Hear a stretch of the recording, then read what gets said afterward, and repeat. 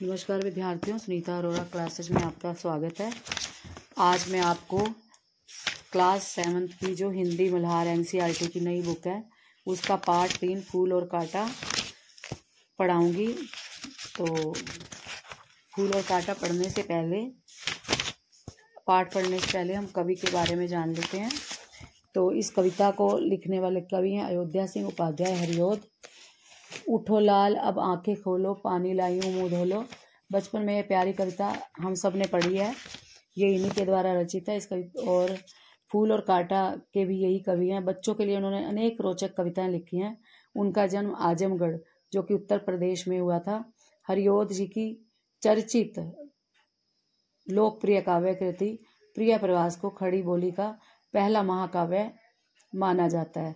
बच्चों के लिए उनके अनेक कविता संकलन प्रकाशित हैं, जिनमें चंद्र खिलौना और खेल तमाशा ज़्यादा उल्लेखनीय हैं। तो अभी हम पढ़ेंगे पाठ फूल और कांटा। तो इसकी कविता को पढ़ने से पहले जो है इसको हम गा लेते हैं एक बार, फिर मैं इसका अर्थ समझाऊंगी आपको। तो शुरू करते हैं। फूल और कांटा। है जन्म लेते जगह में एक ही पौधा उन्हें है पालता। रात में उन पर चमकता चांद भी एक ही सी चांदनी है डालता। मेह उन पर बरसता है एक सी उन पर हवाएं हैं बही। पर सदा ही यह दिखाता है हमें ढंग उनके एक से होते नहीं। छेद कर कांटा किसी की उंगलियां, फाड़ देता है किसी का वरवसन। प्यार डूबी तितलियों का पर कतर भोर का है बेद देता शाम तन। फूल लेकर तितलियों को गोद में भोर को अपना अनूठा रस पिला। निज सुगंधों और निराले रंग से है सदा देता कली जी की खिला। है खटकता सब ही की आंख में, दूसरा है सोहता सुरशीश पर। किस तरह कुल की बड़ाई काम दे, जो किसी में हो बड़प्पन की कसर। तो इसका जो है अर्थ मैं आपको बता देती हूँ। इसके पहले पढ़ लेते हैं। है जन्म लेते जगत में एक ही पौधा उन्हें है पालता। रात में उन पर चमकता चांद भी एक ही सी चांदनी है डालता। जन्म लेते हैं मतलब पनपते उगते हैं, और जगत में संसार पालता मीन्स पालन करना, और चमकना मीन्स प्रकाश डालना, रोशन करना। चांदनी चंद्रमा की शीतल रोशनी को कहते हैं।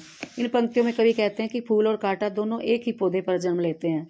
उन्हें पनपने हेतु वातावरण भी एक सा ही मिलता है, चाहे वह पौधे द्वारा किया गया पालन पोषण हो या रात को उन पर पड़ने वाली चांद की रोशनी। यानी उनके जीवन की जो आरंभिक शुरुआत परिस्थितियां बिल्कुल एक जैसी होती हैं, लेकिन फिर भी दोनों का स्वभाव, दोनों का नेचर अलग अलग है। फूल सुंदर रूप में खिलकर सबको अपनी ओर आकर्षित करता है।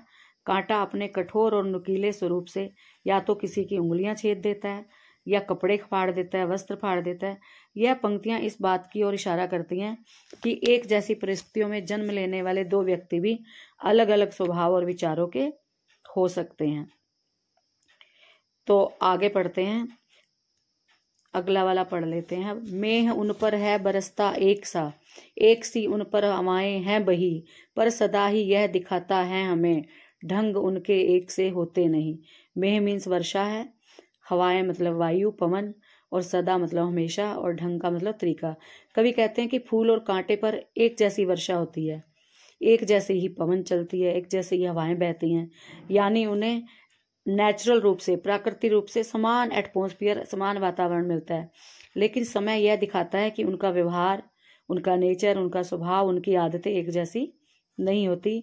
और यह दर्शाता है कि केवल बाहरी परिस्थितियां ही नहीं बल्कि आंतरिक प्रवृत्तियां और संस्कार भी व्यक्ति को महान या तुच्छ बनाते हैं। इसका अगला पढ़ लेते हैं। छेद कर कांटा किसी की उंगलियां, फाड़ देता है किसी का वरवसन। प्यार डूबी तितलियों का पर कतर, भोर का है बेद देता शाम तन। इन पंक्तियों छेद मीन्स चुभना होता है, वरवसन मीन्स मतलब कपड़े, सुंदर वस्त्र, कतर मीन्स काट देना, भोरा मीन्स भवरा, मधुमक्खी जैसा काला कीड़ा होता है ये, बेद देता मतलब चुभो देता, और श्यामतन मतलब काले रंग का शरीर। इन पंक्तियों में कांटे के नकारात्मक अर्थात नेगेटिव स्वभाव को दिखाया गया है। कांटा लोगों की उंगलियों में चुभता है, उनके सुंदर वस्त्रों को फाड़ देता है, तितलियों के सुंदर पंख काट देता है और भंवरे के काले शरीर को घायल कर देता है। और यह दिखाता है कि कांटे का स्वभाव हिंसक, हानिकारक और नाशकारी होता है। यहाँ कांटे को एक नकारात्मक प्रवृत्ति के रूप में, प्रतीक के रूप में प्रस्तुत किया गया है। तो अगला पढ़ लेते हैं। फूल लेकर तितलियों को गोद में, भोर को अपना अनूठा रस पिला, निज सुगंधों ओ निराले रंग से, है सदा देती कली जी का खिला। तो इन गोद का मतलब गोद ही हो गया, और मतलब अंक में लेना, गोद में लेना प्रेम पूर्वक, और अनूठा आदित्य विशेष, और निज मीन्स अपना, सुगंधों मतलब खुशबूदार, कली जी का खिला हृदय को प्रसन्न करना, प्रसन्नता फैलाना। इन पंक्तियों में कवि फूल के सौम्य और सुंदर स्वभाव का चित्रण करते हैं। फूल तितलियों को अपनी गोद में प्रेम से बिठाता है, भोरे को अपना अनोखा मधुर रस पिलाता है, वह अपनी सुगंध और निराले रंगों से सभी के मन को, चित्त को प्रसन्न करता है, लोगों के दिलों की कलियां खिला देता है। यहाँ फूल को कोमलता, सेवा और प्रेम का प्रतीक बताया गया है। अगला पढ़ लेते हैं। है खटकता सबकी आंख में, किस तरह कुल की बड़ाई काम दे, जो किसी में हो बड़प्पन की कसर। खटकता मतलब चुभता है, बुरा लगता है, सोता शोभा देता है, और कुल मतलब वंश, बड़प्पन की कसर महानता या गुणों कमी। यहाँ कवि कहता है कि कांटा सबकी आंखों में खटकता है, जबकि फूल देवताओं के सिर पर शोभा पाते हैं। दोनों एक ही कुल के हैं, फिर भी उनके व्यवहार और गुणों में अंतर है। कवि यह समझाना चाहते हैं कि कुल वंश की महानता तभी सार्थक होती है जब व्यक्ति में स्वयं बड़प्पन वाले गुण हो, अर्थात विनम्रता हो, सरलता हो, व्यवहार अच्छा हो। केवल कुल से महानता नहीं मिलती कि बड़े, कहते हैं बड़े कुल क्या जन्म, या जब करनी मतलब ऊंची ना हो हमारी, जब कर्म अच्छे ना हो हमारे। तो इस कविता में हमें अयोध्या सिंह उपाध्याय हरिऔध ने यही बताया है कि एक परिवार में भी कई बार जन्म लेके, एक कुल में जन्म लेके हमारी आदतें, हमारे जो है संस्कार अलग अलग हो सकते हैं।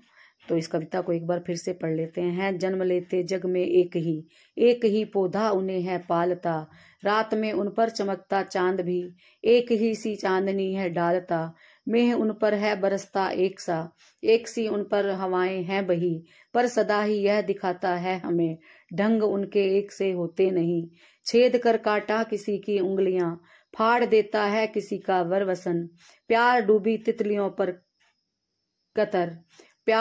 तितलियों का पर कतर, भोर का है बेद देता श्याम तन, फूल लेकर तितलियों को गोद में, भोर को अपना अनूठा रस पिला, निज सुगंधों और निराले रंग से, सदा देता है कली जी की खिला। है खटकता एक सबकी आंख में, दूसरा है सोता सुरशीश पर, किस तरह कुल की बड़ाई काम दे, जो किसी में हो बड़प्पन की कसर। धन्यवाद। आशा करती हूँ आपको पाठ समझ में आ गया होगा। नमस्कार।